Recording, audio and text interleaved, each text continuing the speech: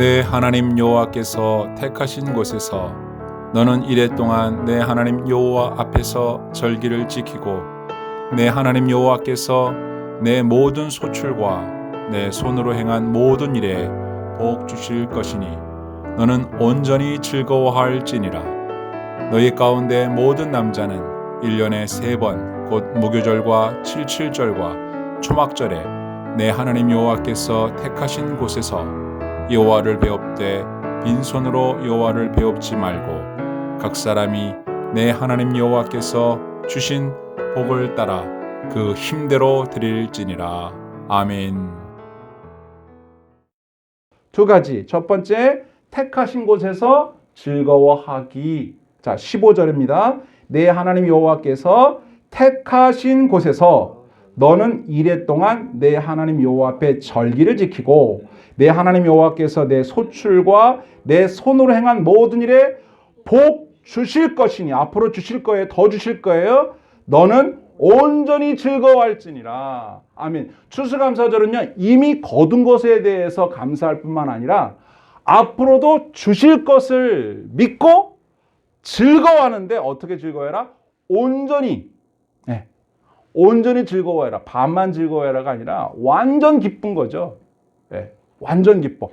이제까지 주신 것도 감사한데 앞으로 주실 것을 기대하면서 온전히 즐거워하는 게 추수감사절이에요. 추수감사절을 잘 보내려면 즐거워해야 돼요. 뭘 보고? 앞으로 주실 복을 바라면서, 소망하면서. 그리고 감사 예배를 드릴 때에는 택하신 곳에 와서 제사를 드렸단 말이에요. 이 예배당에 나와서. 그렇죠? 그때는 이제 그 성전 근처에서 예배를 드렸죠. 택하신 곳에서 즐거워하기. 추수감사절은 즐거운 절기예요. 자, 두 번째는 뭐냐면 빈손 말고 주신 복을 따라 힘대로 드리기. 자, 16절입니다. 너희 가운데 모든 남자는 1년에 3번 곧 무교절과 6월절 무교절, 그 다음에 칠칠절과 초막절에 내 하나님 여호와께서 택하신 곳에서 여호와를 배웁되, 예배당에 나와 예배를 드려요. 성전에 나와 예배를 드리되 빈손으로 여호와를 뵙지 말아라. 그리고 각 사람이 내 하나님 여호와께서 주신 복을 따라 그 힘대로 드릴지니라 그랬습니다. 추수감사절을 잘 드리는 건 뭐예요? 예배당에 나와 예배를 드리는데 예물을 드리면서 드리는 거예요. 추수감사 예물을 안 드리면 추수감사절을 잘 못 보내는 거예요. 즐겁게 택하신 곳에서 예물을 드리면서 주님을 만나 뵙는 것이고 앞으로 주실 복을 기대하는 거예요. 이렇게 정리할 수가 있죠. 그런데 여기에서 특징이 있다면 하나님께서 너에게 주신 복을 따라 힘대로라고 했어요. 사람들마다 주신 복이 다르다는 거예요. 그리고 사람들이 갖고 있는 힘도 달라요. 그러니까 성도들이 드리는 예물도 다르죠. 똑같이 일률적으로 딱 그렇게 하는 게 아니에요. 내가 하나님께 받은 것만큼 내 힘만큼 드리는 거예요. 이게 중요한 부분인데 이것이 되려면 먼저 전제될 것이 있어요. 내가 가지고 있는, 내 손에 가지고 있는 모든 열매, 생명, 그리고 받은 구원, 이 모든 것이 하나님이 내게 주셨고 하나님이 주셨으니 그건 뭐라고 보는 거예요? 복이라고 생각하는 거예요. 이게 전제돼야만 추수감사 예물을 제대로 드릴 수가 있습니다. 문제는 사람들이 자신이 받은 시간을 하나님이 주신 복이라고 믿지 못하는 데 있고요. 자신이 가지고 있는 건강이나 생명이나 삶을 하나님이 주셨다라고 받아들이기를 어려워하고 그걸 복이라고 생각하기를 어려워해요. 왜 그러냐면 내가 정한 기준이 있기 때문입니다. 그 기준에 모자라면, 미달하면 원망이 생겨요. 하나님 이럴 수 있습니까? 이렇게 된단 말이에요. 여러분에게 묻습니다. 속으로만 대답해 보세요. 여러분 지금 현재 생활에 만족하십니까? 이만큼도 불만 없어요? 만족해요? 더 이상 바랄 게 없습니까? 안 그렇잖아요. 근데 성경은 뭐라고 얘기하냐면 하나님이 여러분에게 줬단 말이에요. 복을 이미. 사람이 정해놓은 기준이 있는데 그 기준에 도달하지 못하면 감사가 사라져요. 왜? 나는 모자라다고 생각하니까. 근데 그 기준을 낮춰놓은 사람은 늘 감사해요. 근데 이 기준이 어디에 있는지가 사람마다 다르고 또 나부터도 이게 올라갔다 내려갔다 하기 때문에 어떨 때는 별것도 아닌 일에 감사하다고도 하다가 어떨 때는 되게 귀한 일이고 기적인데도 감사할 줄 모르는 경우가 많단 말이에요. 이게 왜 문제일까요? 그럼 언제 우리가 감사해야 될까요? 감사를 못해요, 평생. 늘 불만이야. 이사를 가서 생활이 좋아져서 환경이 좋아져도 감사는 여전히 없는 거예요. 더 좋은 집이 있으니까. 더 넓은 평수가 있으니까. 조그만 집에 살다가 진짜 원룸에 살다가 방 2칸짜리로 이사를 가요. 그러면요 2배로 좋아진 거잖아요. 근데 여전히 부족한 건 여전히 부족해요. 아파트로 이사 가면 만족할까요? 또 불편해요. 더 넓은 평수 있고. 왜? 한도 끝도 없어요. 사람은 자신이 기준을 정하는 한 감사 못합니다. 끝까지 못해요. 그런데 성경은 우리에게 뭐라고 말씀하세요? 여러분 기억나시는 말씀. 언제 감사하라고요? 범사에 감사하라 그러죠. 범사는 무슨 말이에요? everything이잖아요. 모든 일이잖아요. all. 그러면 이미 내게 일어난 모든 일은 감사할 일이에요? 아니에요?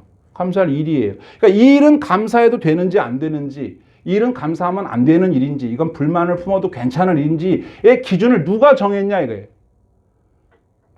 범사에 감사하라 누가 그랬어요? 하나님이 말씀하셨다 그랬죠. 하나님 뜻이라 그러잖아요. 그리스도 예수 안에서 너희를 향하신 하나님의 뜻이다 그랬죠. 하나님의 뜻이에요. 범사에 감사하는 게. 그럼 그 기준을 누가 정한다는 얘기예요? 하나님이 정하는 거예요. 하나님이 정해놨어요 이미. 우리 하나님의 백성들, 하나님의 자녀들에게 말씀하시기를 내가 기준 정해놨다.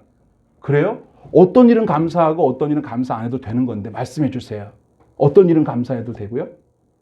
어떤 일은 안 해도 괜찮아요? 돼요 안 돼요? 없어요. 모든 일이래요. 내게 일어나는 일, 여러분 좀 떠올려 보세요. 지금 골치 아픈 일 떠올려 보세요. 그건 여러분은 감사할 수 없는 일이라고 얘기하시겠죠, 본인은. 이게 어떻게 감사할 일이야? 말도 안 돼. 말 붙이지 마, 승질나. 그럴 만한 일인데 성경적 기준을 들이대면 그 일도 감사할 일이에요. 지금 그 일 감사한 일이에요. 어저께 일어났던 그거 감사한 일이에요. 어저께 감사 안 했죠? 성질냈죠? 그거 감사할 일이에요. 내일 할 일 짜증나죠? 하기 싫죠? 두렵죠? 부담스럽죠? 그래서 안 했으면 좋겠죠? 근데 성경은 뭐라고 얘기하세요? 그건 감사한 일이다. 앞으로 감사할 일이다. 범사가 그렇다라고 말씀하고 계시니 이걸 어떻게 받아들이냐 이거예요, 우리가. 그래서 믿음이 없으면 감사를 못해요.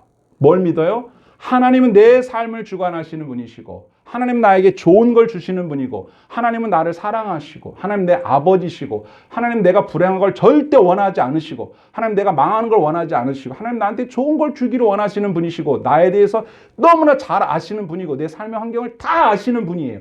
그분이 말씀하세요. 그 일 감사한 일이야. 너 모르지. 그거 감사한 일인데 하나님이 그러셔요.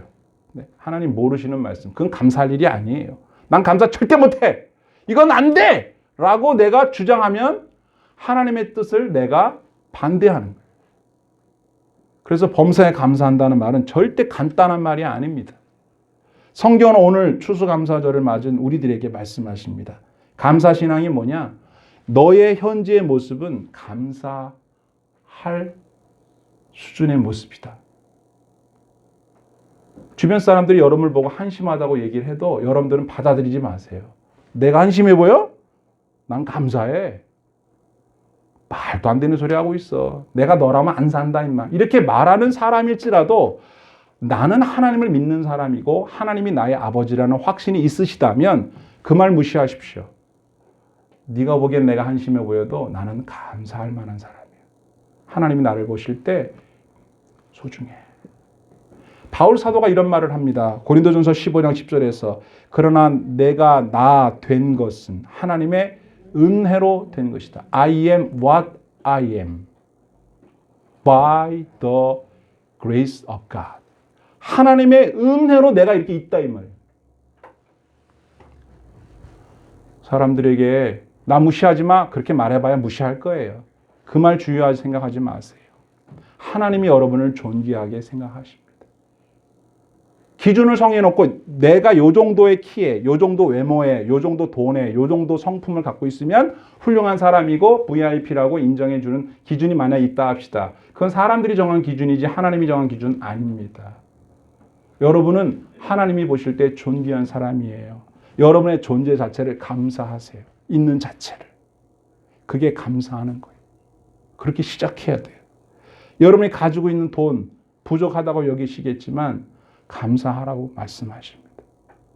질병도 이게 이런 게 왜 있어?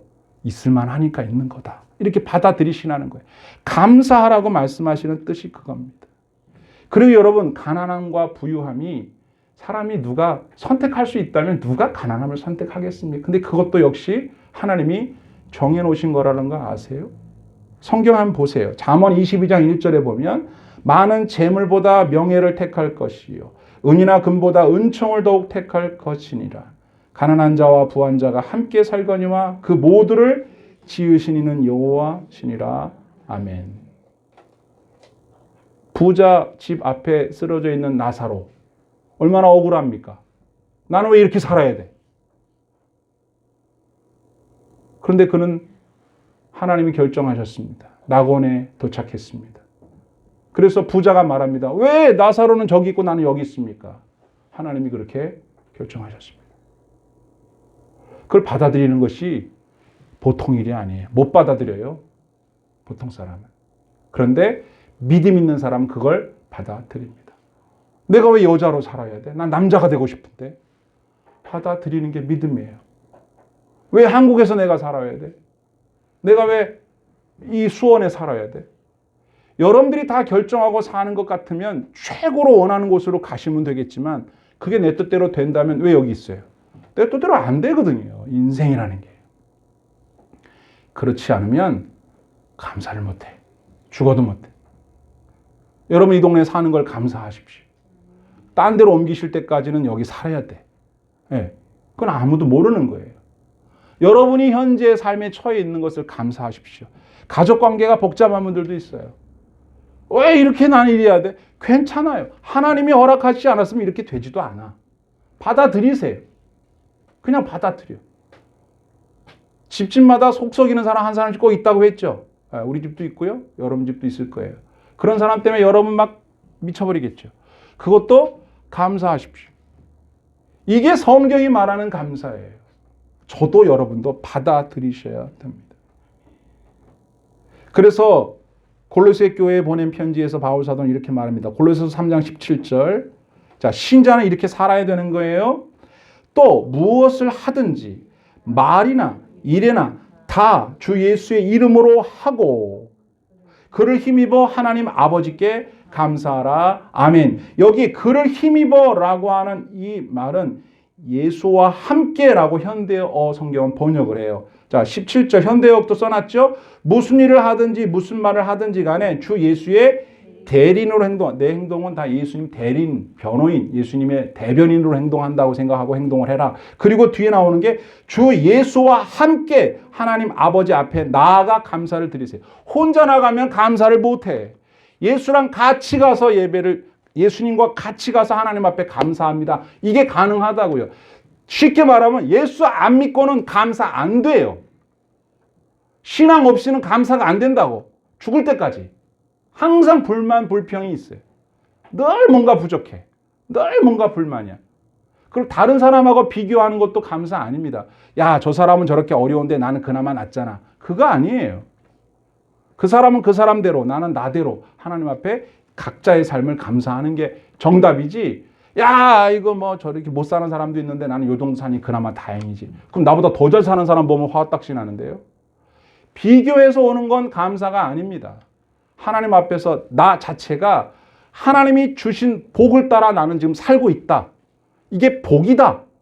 하나님은 나를 복되게 하고 계신다. 현재가. 난 지금 불행한 게 아니다. 난 지금 복이 있다. 이렇게 믿을 수 있는 믿음이 있다면 우리는 감사를 드릴 수가 있습니다.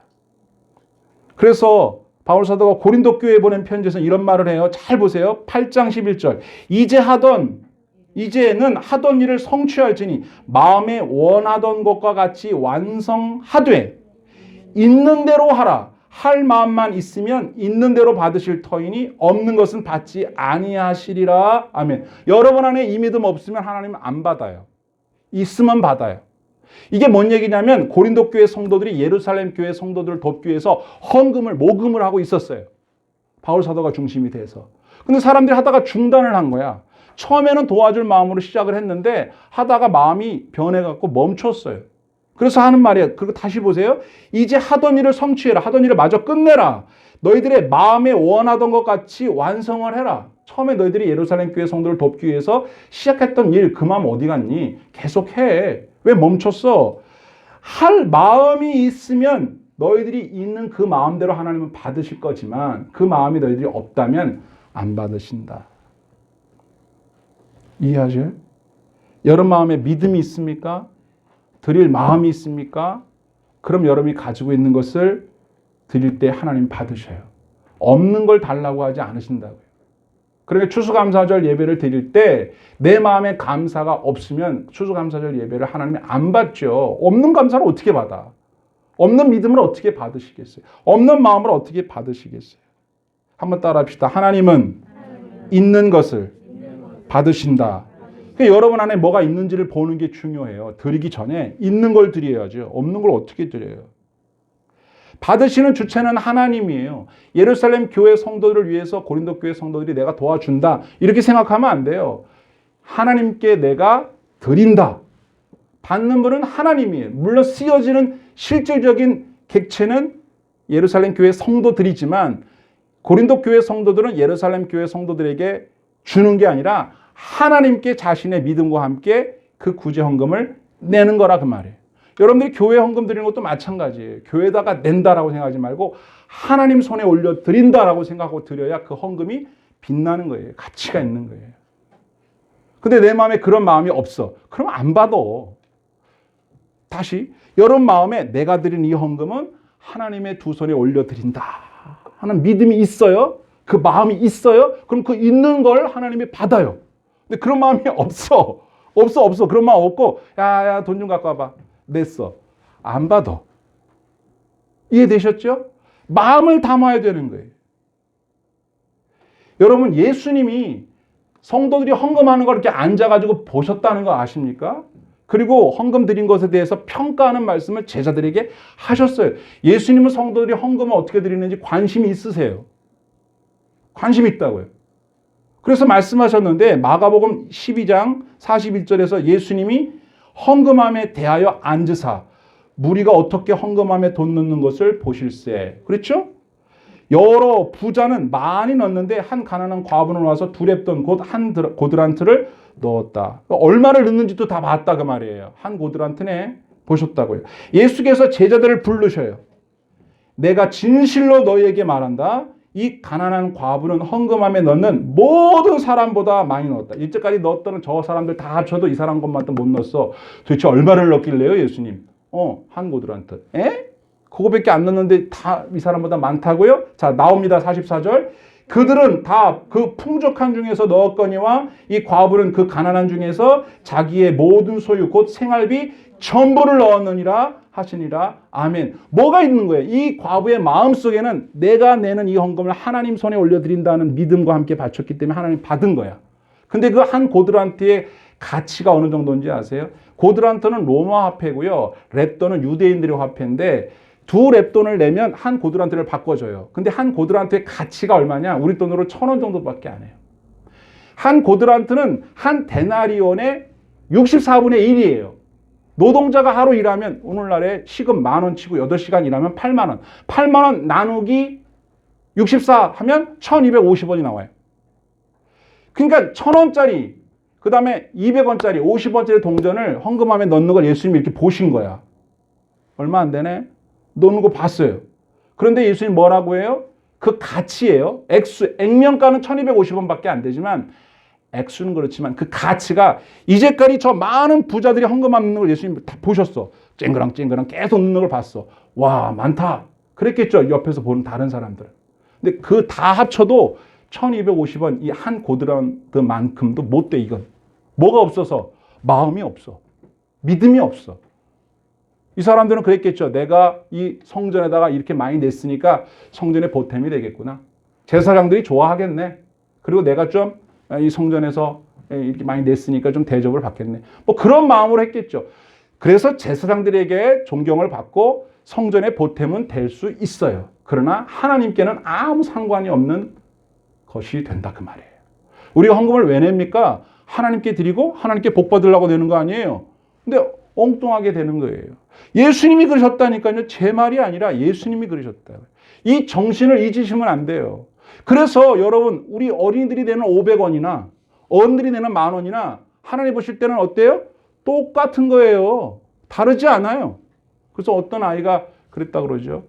아버지가 맨날 1,000원짜리 헌금을 하다가 가만 있어봐. 1,000원짜리가 없네. 어떡하냐. 지갑을 봤더니 10,000원짜리밖에 없는 거야. 아휴 이걸 어디서 거슬러 수도 없고. 10,000원짜리를 냈어 그냥. 우리는 이렇게 들어다 내지만 그때는 이렇게 바구니 돌리고 그러잖아요.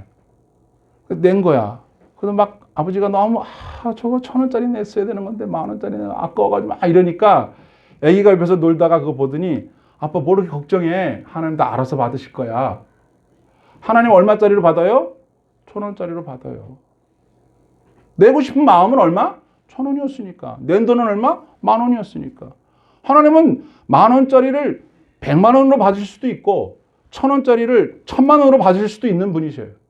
그 마음이 그렇게 담겨 있다면. 이분한테는 1,250원이 얼마예요? 생활비 전부래잖아요. 그런데 부자들한테는 1,250원은 있어도 그만, 없어도 그만인 돈이라고요. 그래서 받은 것이 있는지 없는지를 자기가 안다면 힘을 다하여 드리라는 말이 그런 뜻인 거예요. 하나님은 여러분들이 있는 것을 받으세요. 믿음 없는, 마음 없는, 그냥 형식적인 건 안 받으신다고요. 이왕에 드리는 거 마음을 담으세요. 믿음을 담으세요. 드리시면 이 과부의 헌금이 가치 있는 이유 가장 중요한 게 뭐예요? 하나님이 받았다는 게 중요한 거예요. 하나님이 받았다는 게. 예수님이 친히 말씀하셨잖아요. 그래서 고린도후서 9장 7절에서 바울 사도가 아까 했던 이야기가 이어져서 하는 말인데 이렇게 말해요. 각각 그 마음에 정한 대로, 마음에 정한 대로 이렇게 해야 되겠다. 마음에 정한 거 있죠? 그대로 할 것이요. 인색함으로나 억지로 하지 말지니 하나님은 즐겨내는 자를 어떻게 해요? 사랑하신다. 이런 말씀이 있다고요, 성경에. 여러분이 내는 헌금에 대해서 하나님이 그것을 보고 너무 사랑스럽다. 그런 헌금이 있고 어떤 사람 하나님이 기분 나쁜 헌금도 있을 거라고 저는 이제 생각을 해봐요. 하나님 기분 되게 나쁜 거죠, 받으시면서. 안 받으시는 거예요. 그런데 어떤 헌금은 너무 사랑스러운 거야. 너무 귀한 거야. 그래서 아까 우리 말씀으로 돌아와서 자기가 하나님께로 복을 받았다고 생각하는 만큼 내 마음에 있는 그 믿음만큼 마음에 정해서 그걸 감사를 담아서 예물을 드리면 그게 하나님 나라에 고단히 이렇게 수납이 되는 거예요. 여러분 추수감사절 예배를 어떻게 드리면 우리가 잘 드리는가 살펴보았습니다. 이제 앞으로도 우리가 하나님 앞에 감사할 일, 예물 드릴 일 얼마든지 많잖아요. 그때마다 이 말씀이 생각나기 바라고요. 그래도 오늘도 우리 어린이들이 내는 헌금, 아유 난 요거밖에 못 내서 어떻게? 너희들한테는 큰 돈이야 그거. 어른들한테는 안 클 수 있지만 어린이들한테 그게 큰 돈이라고요. 물론 다 엄마가 줬겠지만은 그 마음을 어려서부터 배우는 거예요. 100원짜리를 내든지 500원짜리를 내든지 1,000원짜리를 내든지 그 아이들에게 그걸 가르쳐 주시는 하나님이 기쁘게 받으신다. 그리고 우리가 하나님께 드린다. 이걸 하나님께 드린다라고 하는 걸 가르치세요. 그게 추수한 것에 대한 내가 얻은 모든 것에 대한 바른 감사의 태도입니다.